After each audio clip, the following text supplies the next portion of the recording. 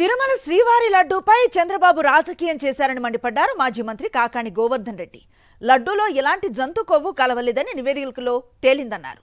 అసత్య కథనాలతో yellow media ప్రజలను తప్పుదో పట్టిస్తోందని విమర్శించారు. బాబును భుజాలపై మోయటమే ఎల్లో మీడియా పని అని ఆగ్రహాన్ని వ్యక్తం చేశారు. టీటీడీని రాజకీయాలకు వాడుకోవటం చంద్రబాబుకే చెల్లిందన్నారు. ఈ ప్రభుత్వంలో తాను ఏమి చేశాడో చెప్పుకోలేనటువంటి దుస్థితిలో ఉన్నటువంటి చంద్రబాబు చివరికి ప్రతి ఒక్కరిని తన స్వార్థ ప్రయోజనాల కోసం రాజకీయాల కోసం వాడుకుంటున్నటువంటి చంద్రబాబు చివరికి భక్తులు దేశవ్యాప్తంగా ప్రపంచవ్యాప్తంగా అతి పవిత్రంగా భావించేటువంటి తిరుమల శ్రీవారి లడ్డూ ప్రసాదం మీద కూడా అనేక రకాలైనటువంటి అభ్యంతరకరమైనటువంటి వ్యాఖ్యలు చేయడం జరిగింది.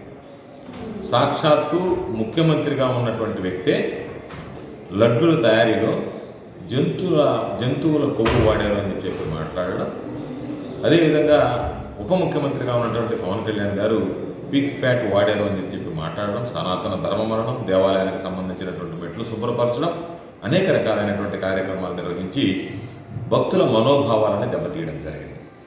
చివరికి సుప్రీంకోర్టు జోక్యం చేసుకొని ఘాటైనటువంటి వ్యాఖ్యలతో ఎవరైనా సరే ఒక ముఖ్యమంత్రి స్థాయి కలిగినటువంటి వ్యక్తి ఇటువంటి వ్యాఖ్యలు చేయడం అర్ధరహితం అని చెప్పి మందలించిన తర్వాత ఈరోజు దాని మీద సిట్ ఏర్పాటు చేశారు. దానిని కాస్త ఏమీ చేయలేనటువంటి నిస్సహాయ స్థితిలో ఈరోజు దానికి సంబంధించి ఎనిమల్ ఫ్యాట్ కాదు, దానికి సంబంధించి డాల్డా కల్తీ చేశారని చెప్పి మాట్లాడతారు.